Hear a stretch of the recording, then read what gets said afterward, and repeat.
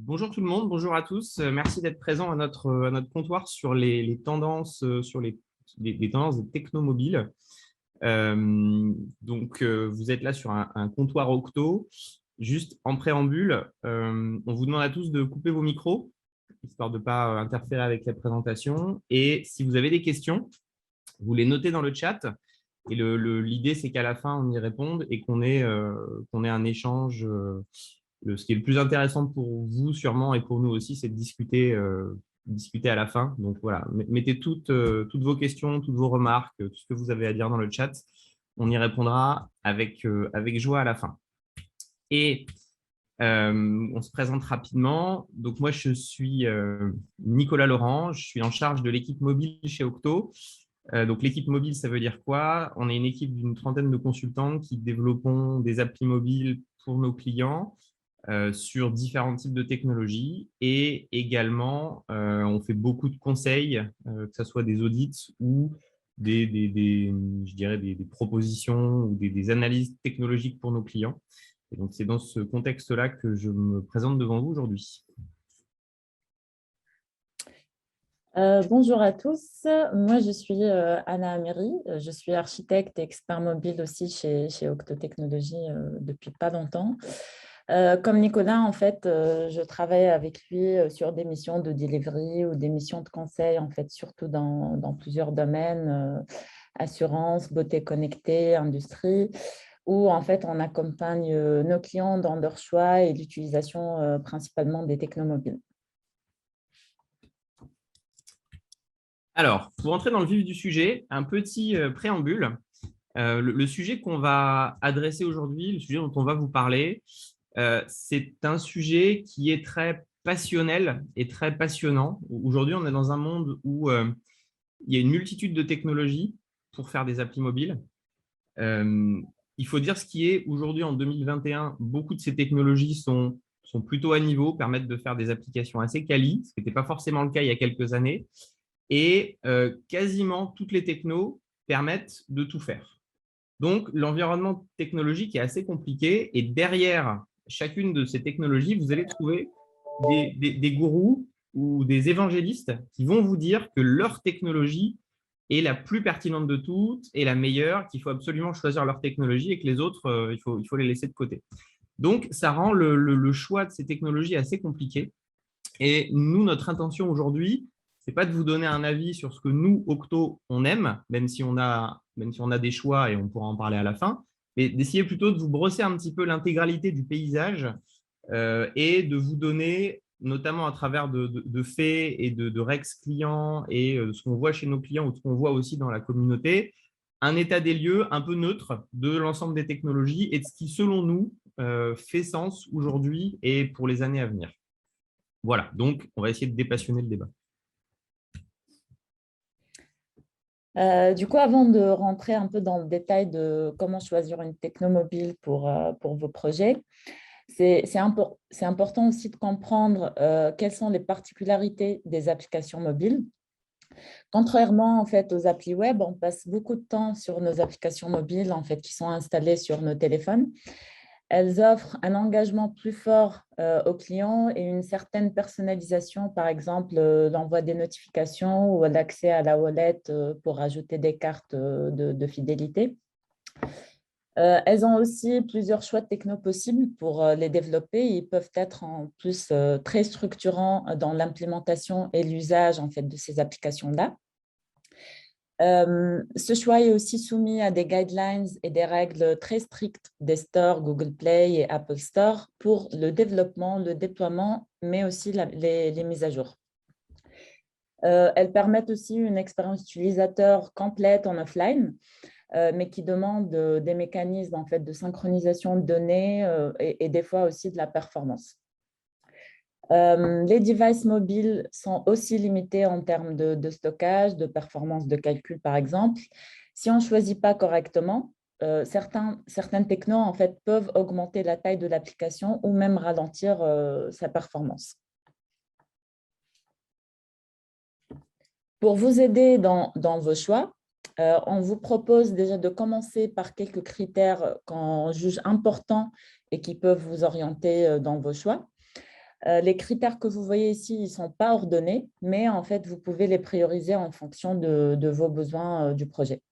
Dans la plupart des projets qu'on voit chez nos clients, les critères coût, skills et aussi pérennité sont les plus importants. Premier critère, c'est la performance. En fait, certaines technos sont plus performantes que d'autres technos en fonction de la capacité d'accès aux capabilities du mobile qui peuvent aussi être très coûteuses et nécessitent plus d'efforts de développement. Un critère important aussi à ne pas négliger, c'est la disponibilité des profils sur le marché. On voit des fois chez nos clients le cas où on choisit une techno très peu réputée, on s'engage là-dessus juste en fait pour découvrir après qu'il est très difficile de trouver des développeurs qui peuvent la maîtriser. La sécurité aussi est un aspect très important, surtout en fait si vous développez des applications B2C. Il y a des technos en fait, qui ne profitent pas complètement des mécanismes de sécurité qui sont offerts par les plateformes natives Android et iOS ou qui peuvent être très vulnérables en fait, à des attaques externes. La pérennité peut paraître un critère simple, mais il ne faut pas le négliger non plus. On parle de la stabilité de la techno dans le temps. Si par exemple il y a des changements majeurs et impactants en fait, entre les montées de version du framework ou de la techno, si elle dépend d'autres technologies, si elle est bien documentée ou si elle est fiable par exemple. Le dernier critère, c'est l'interopérabilité, qui est la capacité de la techno à fonctionner avec d'autres technos. Par exemple, si on a un SDK intégré dans notre application, il est très important de vérifier si c'est possible déjà avec la techno qu'on a choisie ou pas.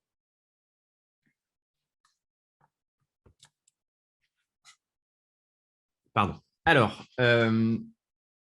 ici, on est dans ce comptoir pour parler d'appli mobile. Il nous semblait important quand même de faire un petit focus sur le web. Ce que je dis là, je ne l'aurais pas forcément dit il y a quelques années, mais aujourd'hui, l'une des premières questions qu'il faut se poser avant de faire une appli, parce que ça a des contraintes, comme l'a précisé Anna, c'est de se poser la question si un site web, une appli web ne ferait pas le taf. Pourquoi? Aujourd'hui, on a des capacités qui sont offertes par les browsers mobiles pour accéder aux différents éléments des plateformes, pour des questions de performance, pour du stockage. Donc, on a vraiment la possibilité de faire plein de choses juste avec une appli web responsive, avec pourquoi pas même une PWA. Et donc, la première question à se poser, c'est est-ce qu'une appli web ne ferait pas le job par rapport à la problématique, par rapport à l'usage que je vais avoir du service que je veux rendre à mes clients.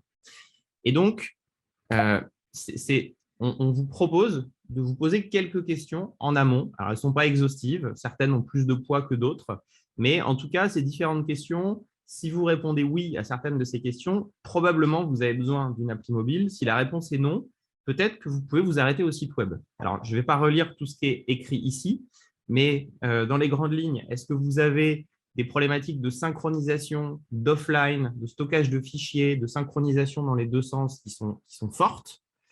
Est-ce que vous voulez utiliser des fonctionnalités vraiment avancées des différentes plateformes, que ce soit en termes de capacité du device, de hardware ou d'ergonomie? Quand on parle de capacité de device, on parle par exemple de Bluetooth, de NFC, des choses qu'on n'utilise pas tous les jours. Là, le web ne répondra peut-être pas forcément à cette problématique. Est-ce que vous souhaitez être visible sur les stores? Est-ce que vous souhaitez engager vos utilisateurs via des pushs? Est-ce que vous avez une notion de récurrence d'usage? Donc là, on parle vraiment plutôt de sujets marketing, usage qui peuvent avoir leur importance et qui nécessitent aussi une appli.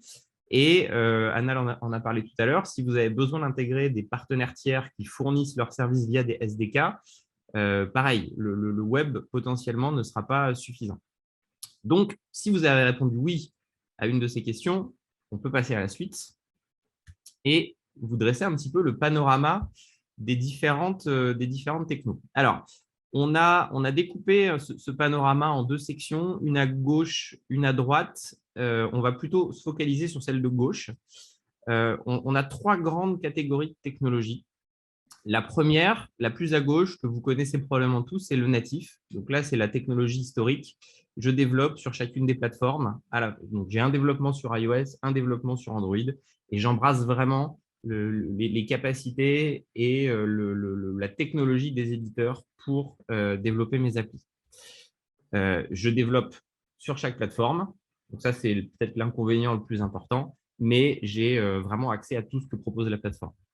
Ensuite, un petit peu plus à droite, on a ce qu'on qualifie d'hybride natif. Donc là, on est dans une famille de technologies qui vous permettent de développer une seule fois, alors avec des langages et des paradigmes un peu différents, mais je développe une seule fois et je vais packager deux applis qui vont utiliser les capacités des devices et qui vont me permettre d'avoir une expérience et une capacité à paramétrer mon appli aussi proche, quasiment aussi proche que le natif, avec différents degrés de proximité, mais en tout cas, on est quand même assez proche du natif.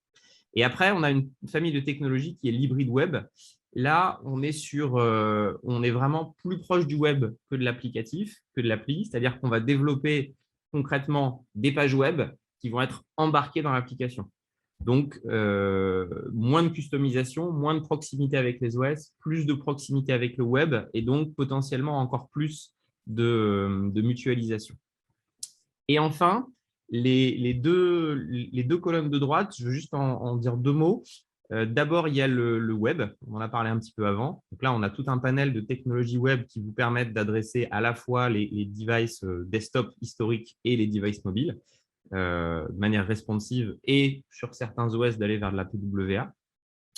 Et enfin, dernière colonne sur la droite, toute une galaxie de technologies qu'on a qualifiées de low-code, no-code et probablement plus.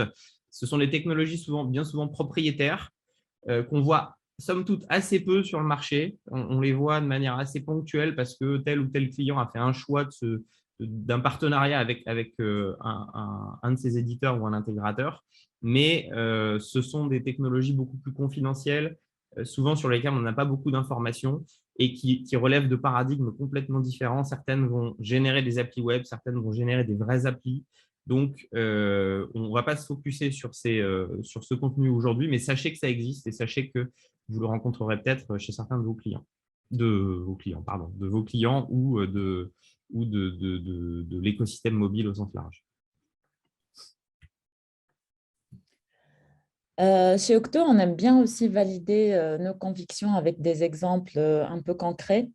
Donc ici, on va vous donner quelques chiffres sur les tendances aujourd'hui en se basant sur des plateformes fiables et connues chez la communauté des développeurs. Et on va essayer en fait de comparer quelques frameworks.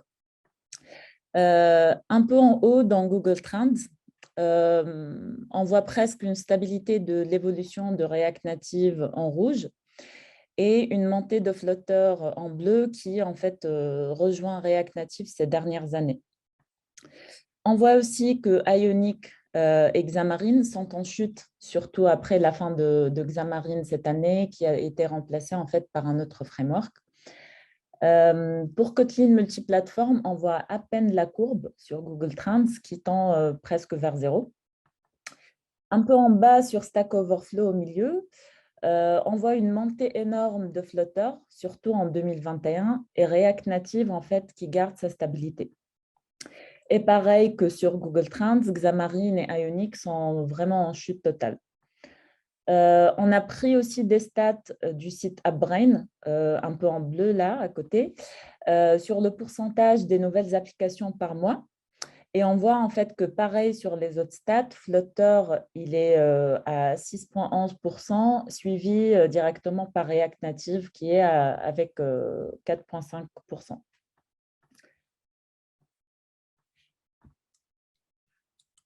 Donc, en conclusion en fait, de ces chiffres, nous, chez Octo, on recommande de choisir parmi les 4 premiers technos que vous voyez ici. Le natif Kotlin et Swift qui valide presque tous les critères pour des applications un peu premium, qui sont performantes et pérennes dans le temps. Flutter et React Native pour des applications de qualité et performance proches du natif. Et finalement, Ionic, si on a besoin d'une application mobile peu performante et qui est proche du web. On exclut vraiment de notre shortlist en fait 2021-2022 Xamarin et Kotlin multiplateforme. Pour zoomer en fait un peu sur ces technos-là, on va commencer par les frameworks natives qui sont toujours et depuis longtemps, comme disait Nicolas tout à l'heure, au top de la liste grâce en fait à leur performance, leur fiabilité. En fait, ces technos-là existent depuis 2008, je pense.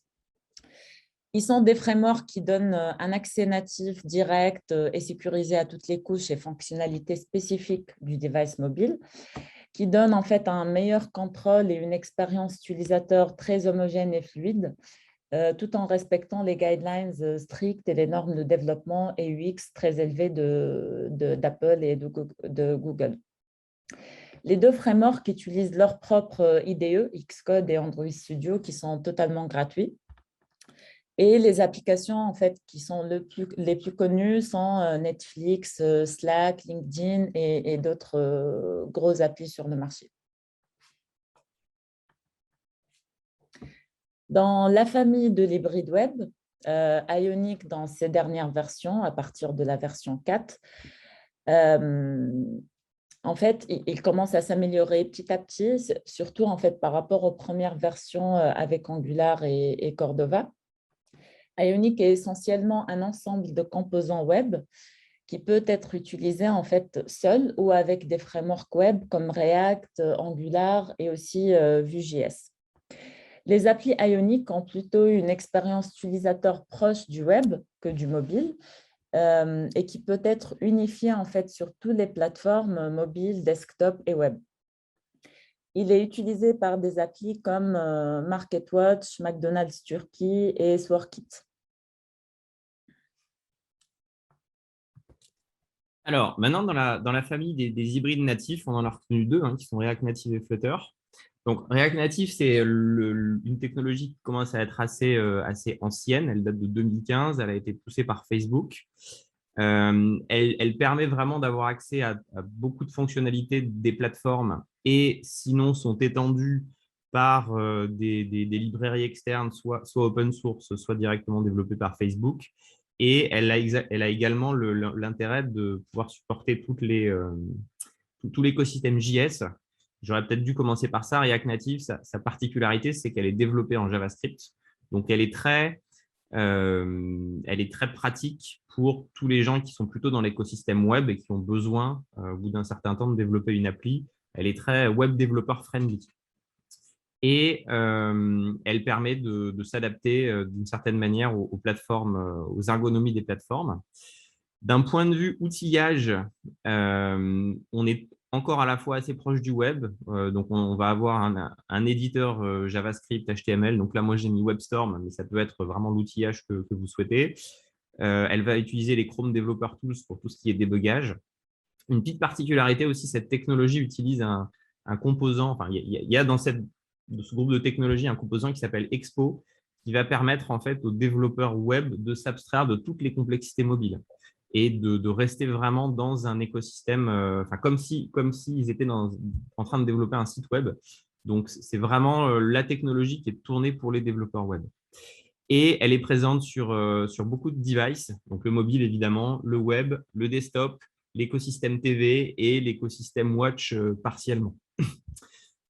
Cette technologie, alors, elle a quelques flagships en production. Là, je vous ai mis par exemple Uber Eats qui dépasse le million de downloads. Peut-être plus connu Skype qui dépasse le milliard de downloads. Donc, on est vraiment sur du très lourd. Et Facebook Ads, donc toute la partie gestion des pubs de Facebook. À noter quand même que Facebook, il développe Facebook Ads en React Native, mais pas Facebook. Donc voilà, ça donne aussi, ça montre aussi que ça reste de l'hybride et pas du natif. L'autre technologie, c'est Flutter, donc qui est là où React Native est très installé depuis plusieurs années et se base sur tout l'écosystème JS. Flutter, c'est plutôt le challenger qui monte. Donc, eux, ils sont en production depuis 2018 et on voit que leur évolution est assez exponentielle un petit peu sur tous les critères. Comme React Native il permet d'accéder à de nombreuses fonctionnalités et est étendu par à peu près 25 000 librairies open source aujourd'hui. Et le pitch de Flutter par Google, c'est vraiment de pouvoir faire des applications avec un design très fluide, très propre, très avancé. Et point à noter, il offre également des performances très élevées puisqu'il peut monter jusqu'à 120 frames par seconde, ce qui est le plus élevé des hybrides, et ce qui permet de développer des jeux ou des applis tout type vidéo. Ce que certaines personnes voient comme un inconvénient, c'est son langage, c'est Dart, qui est un langage propriétaire Google qui est assez peu connu. Et donc, entre JavaScript et Dart, souvent les gens préfèrent JavaScript. En termes d'outillage, en revanche, c'est beaucoup plus proche du développement mobile classique. On est sur Android Studio pour iOS et pour Android, ou sur Xcode, évidemment, pour le packaging. Et ils adressent aujourd'hui trois types de devices. Les devices mobiles depuis 3 ans, le web depuis 1 an, et ils essayent aussi de travailler sur le desktop, à la fois sur Linux, Linux, Mac et Windows. Mais pour l'instant, ça reste de la version bêta. Et quelques applications un peu représentatives. Google Stadia, qui est le service de streaming de jeux de Google. Je vous parlais de jeux vidéo tout à l'heure. Voilà. Alibaba est aussi un gros contributeur. Ils ont plusieurs applications qui sont développées en Flutter qui dépassent aussi allègrement les millions d'utilisateurs. Et un autre acteur intéressant, je trouve, Nubank, qui est une banque brésilienne, qui est la plus grosse banque brésilienne, je crois, qui dépasse le 50 millions de downloads. Donc, voilà, même dans le domaine financier, on trouve des acteurs sur du B2C qui passent sur du Flutter. Ici, on voulait faire un petit focus en fait, sur le sujet d'interopérabilité des technos. Comme on disait tout à l'heure, des fois, on se retrouve dans une situation où on doit utiliser un SDK ou un bout de code existant dans notre application mobile et on ne sait pas si c'est possible ou pas. Et pour ne pas faire le mauvais choix, il est important de prendre en fait, ça en compte dès le début du projet. Il y a 2 logiques en fait, d'interopérabilité. Une logique de mutualisation où on a en fait le même code hybride qu'on veut intégrer dans les 2 plateformes Android et iOS. Donc, le même code hybride, il sera dans les 2 applications Android et iOS. Et la deuxième, c'est plutôt une logique d'accès aux capabilities natives du mobile, comme pour React Native et Flutter. D'ailleurs, en fait, Ionic ne rentre pas dans cette deuxième logique, car on ne peut pas intégrer du code natif avec une application Ionic. Je ne sais pas si, Nicolas, tu veux rajouter quelque chose par rapport à ça. Très bien. Alors, vas-y. Du coup, on arrive au takeaway de notre présentation. On a 3 takeaways à vous donner. Pour le premier, on a remarqué dans nos missions et chez nos clients que les critères qui ressortent le plus sont le coût et la pérennité. Si on veut des applications avec un coût faible, dans ce cas-là, il vaut mieux partir sur Ionic, avec lequel on peut avoir la même base de code pour des applications mobiles, web et desktop. On peut tout mutualiser. Généralement, on l'utilise pour des applications B2B ou pour reprendre un site web sur les devices mobiles. Sinon, si le coût n'est pas vraiment important, et c'est plutôt la stabilité et la pérennité de vos applications qui est importante, surtout dans le cas des applications B2C, vaut mieux choisir la sûreté et partir sur le natif pour avoir des applications performantes et des applications qu'on appelle premium. Mais il y a quand même la situation où on veut une solution un peu entre les deux. On peut choisir la solution hybride natif, qui est un peu entre les deux, avec Flutter et React Native, et qui peut aider en fait, à mutualiser les coûts entre les 2 plateformes Android et iOS, parce qu'une grande partie du code sera réutilisable entre les deux, tout en gardant une performance et une expérience utilisateur qui est quand même proche du natif. Alors, si vous avez choisi ensuite une expérience hybride native, la deuxième question que nous posent nos clients, mais laquelle? Donc, on essaie d'y répondre. On a essayé un petit peu d'y répondre avant en vous donnant quelques éléments. Du coup, je vais les synthétiser ici. Si vous avez une majorité de développeurs JS dans votre équipe, si vous avez je dirais, si vous ciblez une plus grande variété de devices ou si vous avez des SDK partenaires à intégrer qui sont plus proches du JS, alors allez plutôt vers React Native. Je dirais que vraiment le critère différenciant, c'est si vous avez déjà beaucoup de développeurs JS et que vous devez faire une application mobile, React Native sera certainement le bon candidat parce que la transition sera très simple.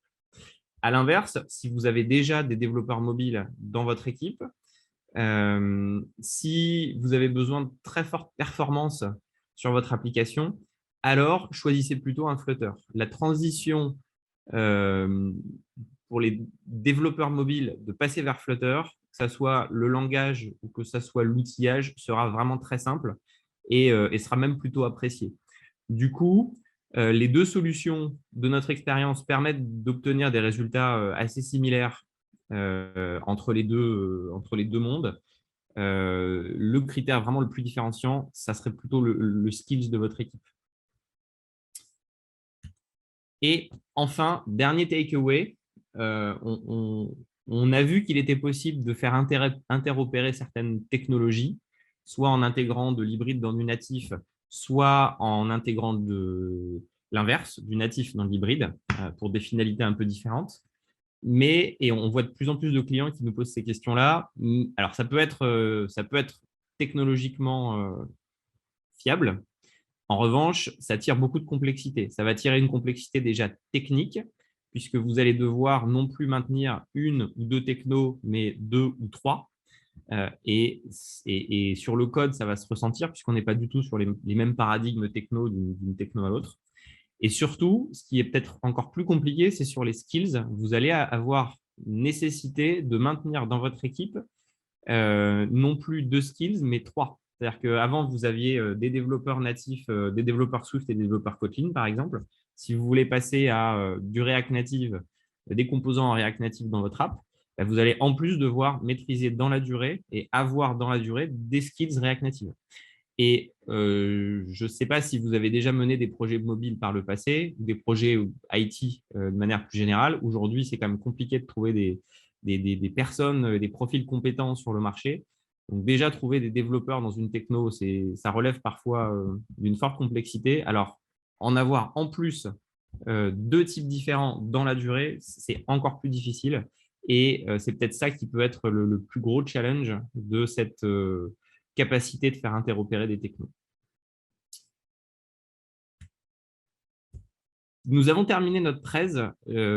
Pour ouvrir un petit peu le débat pour la suite, sachez que nous avons sur notre site plusieurs ref-cards, plusieurs publications qui traitent de ces sujets, que ce soit sur le design mobile, le développement d'applications mobiles ou le développement de PWA. Donc, vous pourrez les trouver sur le site d'Octo. On a quelques formations également sur le mobile, sur le web, sur Flutter, sur la bonne stratégie qui reprend un petit peu certains des éléments que je vous ai indiqués aujourd'hui. Donc, n'hésitez pas à aller voir ce qu'on propose si vous voulez en savoir plus. Et évidemment, Octo recrute. Donc, je serais très heureux de vous avoir parmi nous. Voilà, nous sommes arrivés au bout de notre 13. Du coup, eh bien, écoutez, ce que je vous propose, c'est qu'on passe un petit peu sur les discussions et les questions. Alors, je reprends ce qu'il y a dans le chat.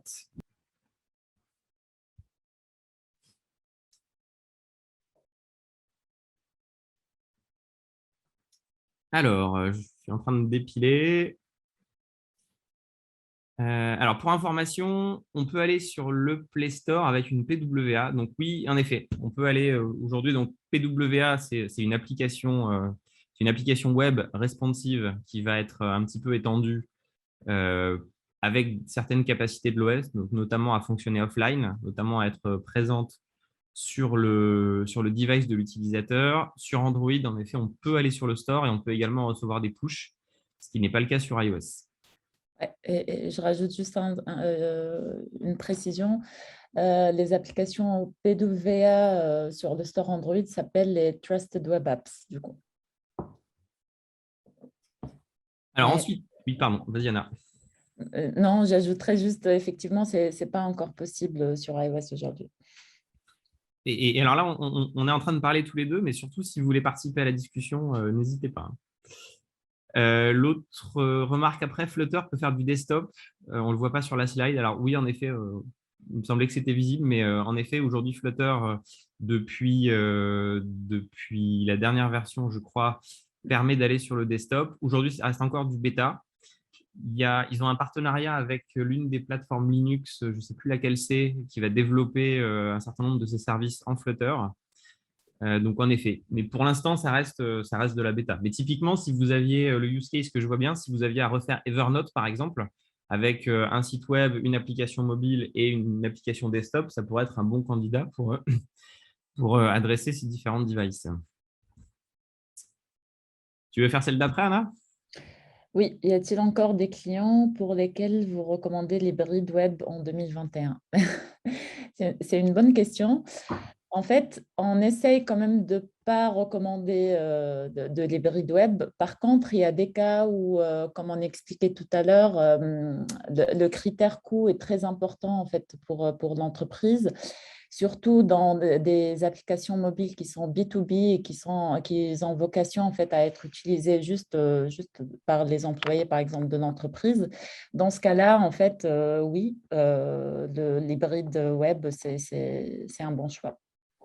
L'autre cas que je verrais bien, c'est si vous avez un site web que vous n'avez pas forcément beaucoup de moyens, vous avez un site web et vous voulez être présent sur les stores et vous voulez avoir des pushs, ben, l'hybride web, en effet, dans ce contexte-là, ça fait le taf. Vous aurez votre site web dans une appli et à moindre coût. Donc, dans ce contexte-là, pourquoi pas, ouais. Par contre, en effet, peut-être une précision aussi, ça se voyait peut-être pas forcément sur les stats, mais il y a la communauté autour d'Ionic qui est quand même assez faible. On trouve peu de développeurs. C'est une technologie qui fait pas trop rêver les développeurs non plus. Donc, choisir cette technologie, c'est vrai pour toutes les technos, mais celle-là spécifiquement, sachez que vous encourez potentiellement un risque à pas forcément être capable de la maintenir dans la durée ou avoir des difficultés en tout cas à staffer pour ce type de techno. Même si la technologie fonctionne, c'est pas évident de trouver des gens qui ont envie d'aller dessus. Alors, il y a une question sur les stats. Le reste, c'est quelle techno? Alors, on va retourner sur les stats. Laurent, si vous voulez préciser la question. Oui, non, c'est la somme des stats que vous... Là, c'est des progressions, j'ai supposé, là. Pourcentage de nouvelles apps sur 30 jours. Je voulais savoir s'il y avait d'autres technos qui avaient des pourcentages plus élevés ou si c'était les 4 premières, je ne savais pas trop. Plus élevé, c'est plutôt Android natif et iOS natif, mais comme ce n'est pas très comparable en fait avec les autres technos. D'accord. En tout cas, peut-être aussi pour préciser sur ce chiffre, c'est vrai que majoritairement, ça reste encore du natif aujourd'hui. Et AppBrain, en fait, c'est une société qui donne des informations et qui fournit des services autour du Play Store, donc de Google. Et les informations qu'on a là sont donc issues des applications Android. On n'a pas on n'a pas les chiffres pour iOS. On a pris un peu dans cette présentation le parti de se dire, comme on est sur des applications de B2C, on aura certainement comparativement les mêmes chiffres sur iOS. Mais en effet, ces chiffres-là, on ne les a pas de l'autre côté. Alors ensuite, pourquoi excluez-vous Kotlin multiplateforme de vos recommandations? Alors, je pense qu'on est sur la bonne slide pour en parler. En fait, aujourd'hui, ce qu'on voit sur Kotlin, en fait, on voit très peu de Kotlin multiplateforme, que ça soit sur les stats qui nous montrent que c'est assez peu recherché, qu'il y a une faible communauté, et trouver des applications un peu flagship, ça a été un peu compliqué sur Kotlin multiplateforme. Donc, nous, ce que ça nous... Et peut-être dernier point aussi, ce qu'on voit chez nos clients. Donc, ça nous conforte un peu dans le fait de dire que ça reste encore une technologie jeune et peut-être un peu risquée si on doit parier sur une technologie hybride pour l'avenir. Ça ne veut pas dire que la techno ne fonctionne pas, mais ça ne nous semble pas être le meilleur candidat quand on les compare à un React Native ou un Flutter. Je ne sais pas si vous êtes d'accord. Du coup, si vous posez la question, c'est peut-être que vous n'êtes pas d'accord. Oui, alors si je peux me permettre d'intervenir, donc Bien c'est moi sûr. qui ai posé la question. Du coup, ce n'est pas très, enfin, pour une partie, il n'y a pas beaucoup de recherche parce que la majorité peut être adressée en Swift ou en Kotlin, avec des UI en général natifs. Donc, les réponses vont être trouvées via des recherches natives sur des composants natifs. Donc, je ne sais pas si les recherches vont être très pertinentes sur ce point de vue-là. Et pour l'expérimenter au quotidien pour un client depuis presque un an, à part au début où il y avait très peu de résultats sur certaines parties un peu touchy. En fait, depuis qu'on est lancé, ça fonctionne très bien et on n'a pas de soucis particuliers parce que les trois quarts sont de l'UI et du coup, le natif s'y prête très bien pour les réponses. Du coup, je me demandais, est-ce que ça va être une nouvelle tendance au niveau 2022 ou est-ce que pour vous, ça va rester effectivement très particulier comme sujet?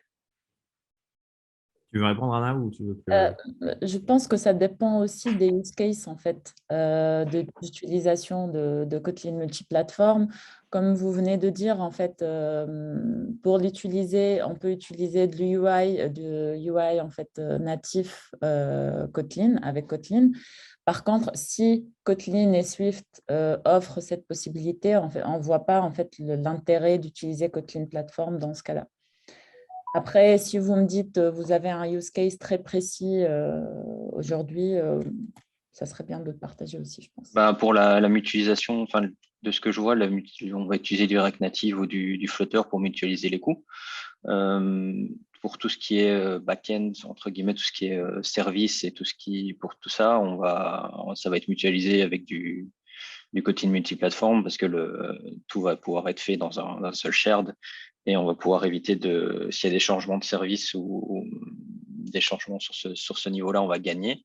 Par contre, effectivement, sur le niveau UI pur et dur, on ne gagnera pas beaucoup par rapport à du React Native ou du Flutter. Après, ça permet d'utiliser tout ce qui est composants spécifiques et intégration des SDK beaucoup plus facilement parce que les SDK sont généralement fournis pour du natif pur. Et du coup, c'est facile à les intégrer dans du Kotlin multiplateforme. Ouais. Du coup, si je peux me permettre de finir, en effet, là, je pense qu'on tombe un petit peu dans le débat du début, c'est-à-dire que toutes les technos aujourd'hui permettent de faire un peu tout. Et nous, on n'a pas d'a priori contre Kotlin multiplateforme, hein, si c'est la question, ce n'est pas du tout le cas.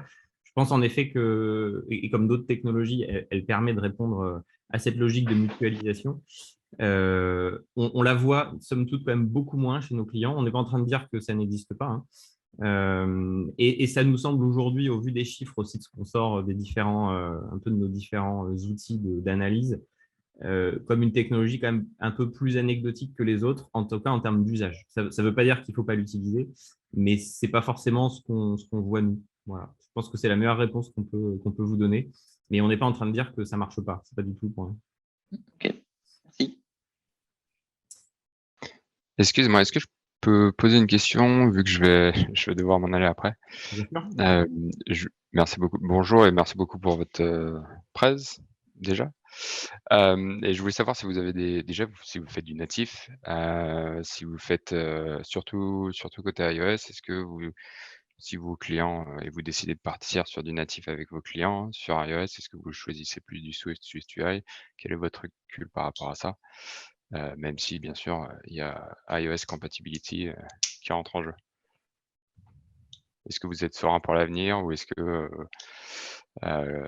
vous préférez être safe et faire du Swift UI Kit plutôt que d'aller sur du Swift UI? Alors aujourd'hui, on ne fait pas trop de Swift UI. Effectivement, on est en train de monter en compétence là-dessus. Mais je ne vois pas trop la différence. En fait, c'est juste, Swift UI, c'est un langage déclaratif, mais ça fait exactement la même chose et ça se base exactement sur les mêmes fonctionnalités et les mêmes capabilities. Mais effectivement, je pense que demain, peut-être, ça sera le cas de partir sur plutôt du Swift UI. Il y avait une question cachée derrière ou… Non, pas du tout. Non, enfin, il n'y a pas de question tricky, hein. C'était pas le but. Mais je commence à monter en compétence. En fait, je je sais faire du Xamarin, du Flutter et je monte en compétence sur du SwiftUI, enfin Swift et SwiftUI. C'est pas les mêmes frameworks, c'est pas les mêmes, recommandations même d'Apple, sur les structures du projet. Heu il y a pas mal de choses qui changent. Il y a des choses qui ne sont pas forcément implémentées entre, le Swift compatible, enfin les versions, iOS 13, iOS 14 ou même iOS 15. Il y a des pour faire, par exemple, tout simplement des listes, les maps, sont implémentées que sur, une certaine version de SwiftUI. Enfin, il y a plein de choses petites comme ça et je voulais avoir, juste votre overview, parce que je trouve ça intéressant. C'est difficile même si je pense que cette technologie est vachement bien, c'est un peu délicat de dire à un client: «Bah, partons là-dessus», si on n'est peut-être pas capable d'avoir du recul, heu et je sais pas, voilà, c'est juste pour avoir Alors, des partages d'experts. je vous avoue que je suis pas expert, moi. C'est plutôt Anna qui connaît iOS. Je suis plutôt historiquement sur Android. Je pense quand même que c'est une technologie qui est, à l'inverse de tous les hybrides et toutes les technologies hors Apple, Google dont on a parlé, c'est une technologie qui est poussée par Apple, qui est développée par Apple. Donc, je ne vois pas du tout pourquoi ça sera un risque. Alors, peut-être qu'aujourd'hui, en effet, ça limite sur une certaine version d'OS ou peut-être que tout n'est pas encore implémenté. Mais en tout cas, je ne vois pas en quoi ça sera un risque de pérennité de l'application. On peut se poser plus la question quand on fait de l'hybride, de se dire est-ce qu'un jour Apple ne va pas brider les applications ou genre empêcher les nouvelles applis qui ne sont pas en natif d'être déployées sur le store. Ça, c'est peut-être plus un risque, ou en tout cas, c'est quelque chose qui est un peu dans l'air depuis des années, mais qui s'est jamais concrétisé. En revanche, une technologie à eux, développée par eux, poussée par eux, hormis une limitation peut-être aujourd'hui, je pense pas que ça soit un risque en fait. Après, la question que peut avoir un client, c'est oui, mais moi, je veux être dispo sur tel Oui, bien sûr. pourcentage de device, par exemple. Et si une technologie, en effet, est limitante par rapport à une version d'OS, là, ça peut être en effet un choix tactique à un instant de dire ah ben, je pars plutôt sur telle version d'iOS ou d'Android et donc telle version de framework. Mais je pense que c'est peut-être en tout cas, moi, c'est le critère qui me semblerait le plus important. Merci. Alors, après, on a une question sur NativeScript plus Angular. Alors, si Sébastien, vous voulez aussi discuter, pas de souci. Alors, je pense que c'est un petit peu le même cheminement que pour Kotlin multiplateforme. Encore une fois, on ne dit pas que ça ne marche pas. On voit ça quand même beaucoup moins que les autres technologies qu'on vous a précisées. En revanche, en effet, NativeScript, je le verrais un petit peu comme à la frontière entre React Native et Ionic, puisque ça vous permet de réutiliser des compétences web euh, tout en développant ou en packageant une application un petit peu native-like. Du coup, en effet, si vous êtes à l'aise avec cette technologie et qu'elle marche, il n'y a pas de débat, quoi. C'est pas forcément celle que nous, on a mis en avant, mais, euh, mais oui, elle fonctionne. Je ne sais pas si vous voulez commenter plus.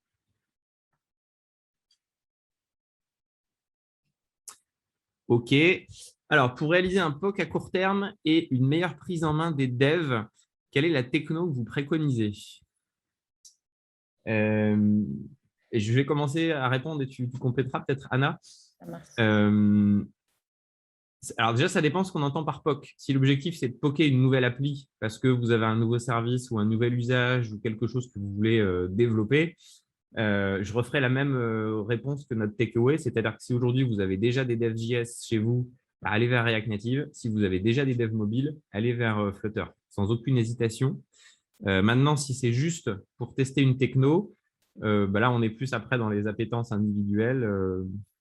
Bah, moi, personnellement, je voterais plutôt pour Flutter. Maintenant, je pense que, je sais pas, Anna, quelle serait ta réponse à toi? Oui, entre React Native et Flutter, je pense pareil. Et si on doit parler un petit peu des stacks natives, pour peut-être rebondir sur la question d'avant, j'irais soit vers du SwiftUI côté Swift, soit vers du Compose sur Android. Voilà un petit peu les quatre stacks, je pense qu'on explorerait. Léo Jacquemin, Skype milliard, je crois que c'était enterré par Google Meet, Zoom. Alors, je n'ai pas les stats de toutes les applis. En tout cas, ce dont je suis sûr, c'est que sur Android, Skype a dépassé le milliard de téléchargements. Je ne suis pas allé voir les autres. Probablement, on est dans le même ordre d'idée avec la période qu'on a passée. En revanche, les autres, je pense qu'elles sont développées en natif. Mais je ne suis pas allé vérifier, donc il faudrait les regarder plus en détail. Flutter ne gère pas le 120 Hz, donc je pense que c'est le 120 FPS. Alors, je vérifierai mes chiffres, mais il me semble que les devices qui supportent le 120 FPS sont supportés par Flutter. Mais peut-être que je me suis trompé. Si Maxime, vous avez plus d'infos.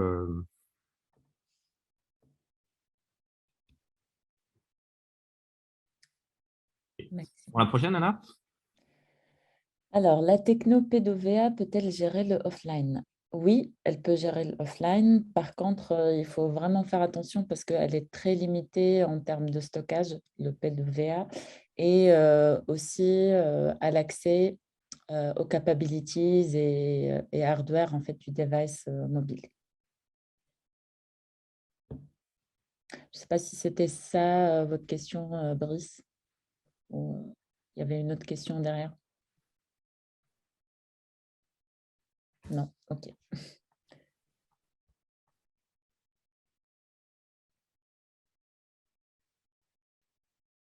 Je pense que là, les remarques d'après, c'était un peu sur la suite de la discussion. Celle-là aussi ou...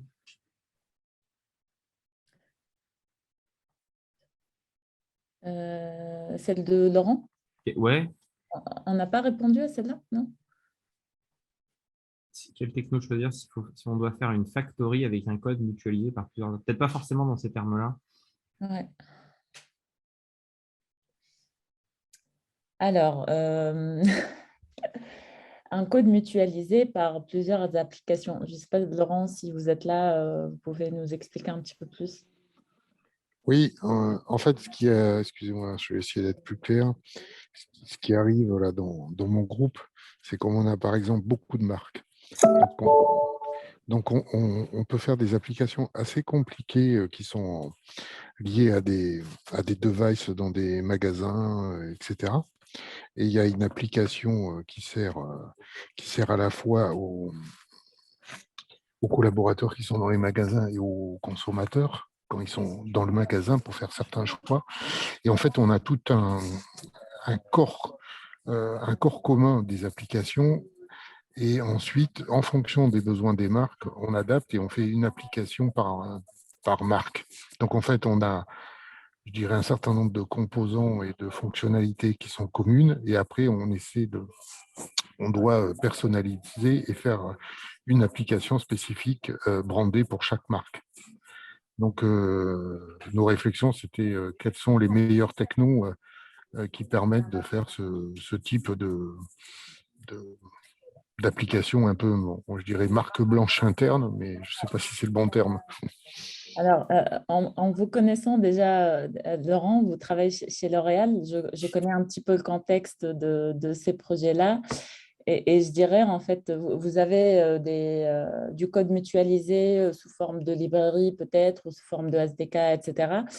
Et je pense, de mon avis, comme c'est des applications B2B aussi, ça serait plutôt bien de partir sur des technologies natives, Swift et Kotlin, du coup, dans ce cas.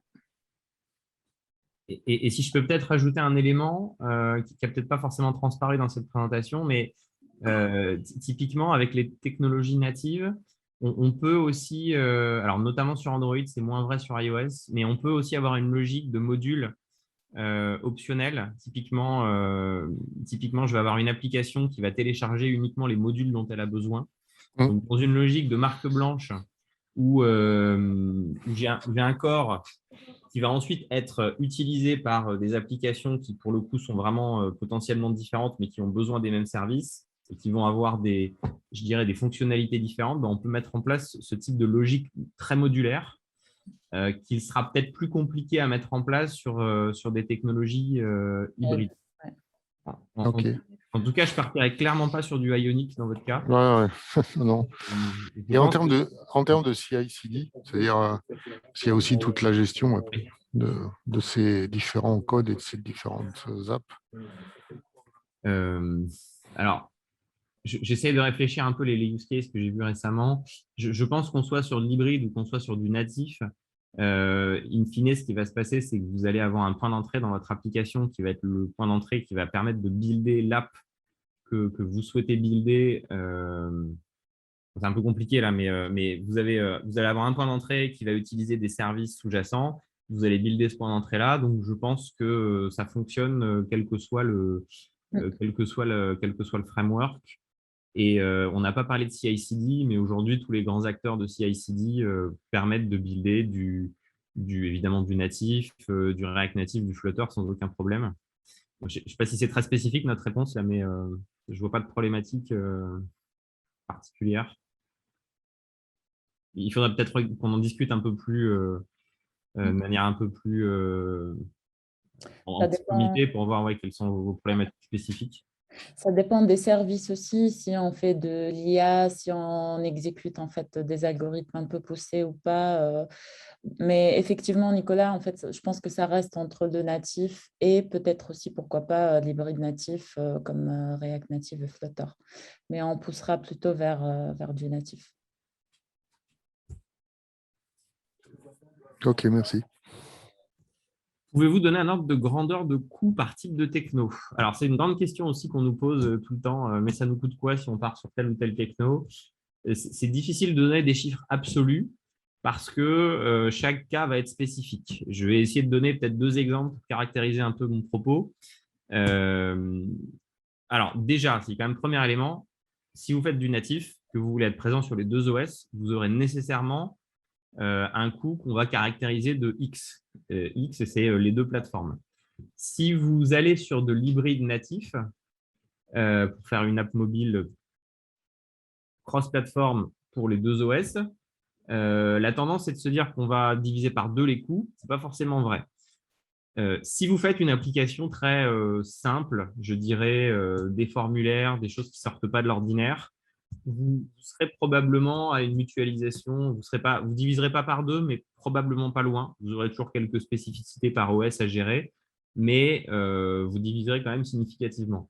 Là où les coûts ne seront pas divisés par 2, c'est dès qu'on va commencer à avoir des intégrations de SDK externes, des appels à du natif, des spécificités ou des trucs un petit peu avancés que ne permettent pas de faire les OS, pardon, les frameworks hybrides et qui vont vous nécessiter de développer des trucs spécifiques en natif ou alors quand vous devez utiliser du hardware du device. Dans ces contextes-là, on ne divise clairement pas par 2, voire même, on se rajoute plus de complexité sur le long terme parce qu'on se retrouve à gérer justement à la fois des développeurs hybrides et des développeurs natifs. Nous, le use case, si je peux donner un dernier exemple, le cas qu'on voit très récemment à chaque fois là, sur tous nos projets récents en hybride, c'est le cas des analytics.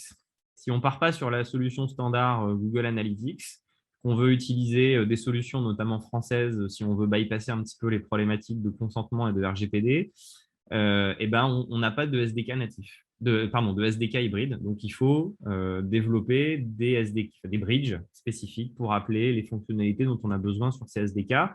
Et les éditeurs ne sont pas très enclins à travailler sur des versions hybrides de leur SDK. Donc, c'est récurrent. On est obligé de mettre la main à la poche et de trouver des développeurs natifs et toute la complexité que ça entraîne. Donc, je n'ai pas forcément répondu au coût, mais comprenez bien que plus vous avez de bridge, plus vous avez d'intégration un peu spécifique dans l'OS, plus vous avez besoin d'accéder à des spécificités ou des SDK externes, moins vous allez aller vers de la diminution de coûts et plus vous allez aller vers de la complexité. Je ne sais pas si ça répond à la question, Brice.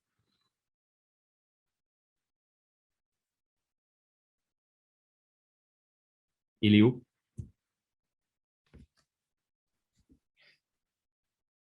Ouais, pour moi, c'est bon. Et... Alors, ensuite, question de Maxime. Excusez-moi, pour rebondir sur le sujet que vous venez d'aborder sur l'intégration de SDK hybride, enfin SDK dans le cas de choix hybride. Dans ces cas-là, comment on sait si on va vraiment partir sur de l'hybride ou si on va vraiment rester sur du natif dans ces cas-là pour argumenter justement avec le client? La question, c'est avant de faire le choix de la stack techno ou c'est… Oui, c'est en avant-vente. Alors, en avant-vente, c'est toujours très compliqué parce qu'on ne sait pas toujours quelle va être la vie de l'application. Et c'est pour ça d'ailleurs que si je retourne sur ce slide, dans les choix de techno, il y a cette notion de pérennité et évolution. Si on sait d'ores et déjà en amont qu'on va développer le flagship de la boîte pour les 10 prochaines années, ce n'est pas la même chose que si on fait une application événementielle. Alors évidemment, je caricature un petit peu les deux use cases pour argumenter mon propos, mais on ne sait pas toujours en amont quelle va être la vie de l'appli, tout simplement. Et bon, maintenant, si on se base uniquement sur le scope que va vous donner un client, je dirais que vous allez regarder en fait sur tous les fournisseurs tiers que vous avez à appeler, qu'est-ce qui est disponible en termes de technologie et d'intégration. Je veux pas donner de nom sur les fameux analytics ou sujets RGPD dont je parlais tout à l'heure, mais si un client vous dit il faut intégrer tel fournisseur et tel fournisseur, vous voyez qu'il ne fournit pas de SDK hybride, vous savez que vous allez avoir sur votre chemin critique du développement natif à faire, un bridge à faire, et que, excusez-moi, et que potentiellement, si l'éditeur en question il fait évoluer ses SDK en parallèle de votre développement, vous allez devoir en plus faire évoluer de la le maintenance. bridge. Voilà, exactement. Donc, après, s'il y en a un, peut-être que c'est facilement gérable. S'il y en a deux ou trois, là potentiellement, ça peut devenir un risque, excusez-moi, décidément, un risque vraiment plus compliqué à gérer parce qu'il faut avoir plus de compétences natives et hybrides dans le dispositif, quoi. Donc, c'est presque plus un risque équipe projet qu'un risque client. Le risque client, après, il se traduit plutôt dans la durée sur la maintenance de l'application. Je ne sais pas si tu veux ajouter quelque chose, Anna ou... Non, je pense que tu as tout dit. OK. Alors, il y a encore plein de messages. Les développeurs web ne sont pas des développeurs mobiles. Dire que c'est plus facile, je trouve ça incorrect, car vous n'allez pas avoir de bonnes performances et compréhension, subtilité du mobile. En effet, alors, si vous avez compris notre propos comme étant que les développeurs web vont facilement faire du développement mobile avec React Native, Juste couper un instant. Ce message était avant de faire de takeaway à la fin, en fait. D'accord. C'est par rapport à ça. Alors, du coup, Maxime, est-ce qu'on a répondu à la question ou... OK. Alors, vous parlez beaucoup de techno, mais pas des impacts UX, UI.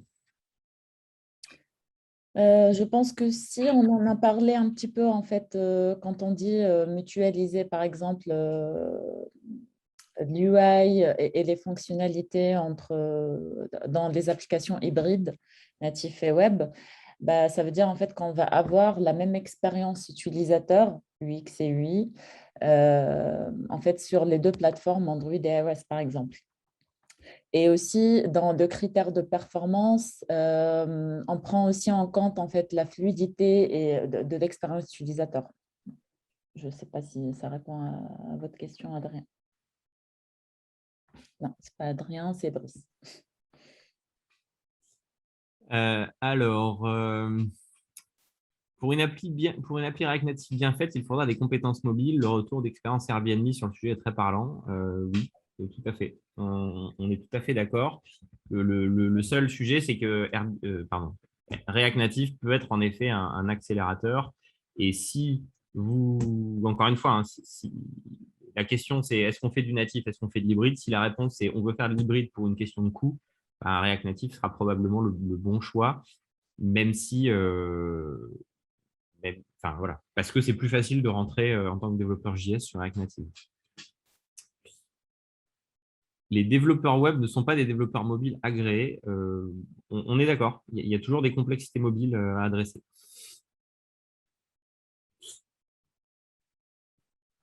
Est-ce que la conf sera dispo en décalé? Anne-Sophie, je pense que oui, ça sera sur la chaîne YouTube, hein, il me semble. Oui, c'est ça, avec aussi du coup vos slides sur SlideShare et un compte-rendu écrit sur notre blog. Et on vous enverra tout par mail d'ici une semaine. Ok, je crois qu'on arrive au bout. Alors, avez-vous du recul sur SwiftUI? Avez-vous des projets pour vos clients? Moi, je pense qu'on en a un petit peu parlé tout à l'heure. Ok. Je pense qu'on est arrivé au bout. Je pense. S'il y a encore des questions, n'hésitez pas. Sinon, eh bien, écoutez,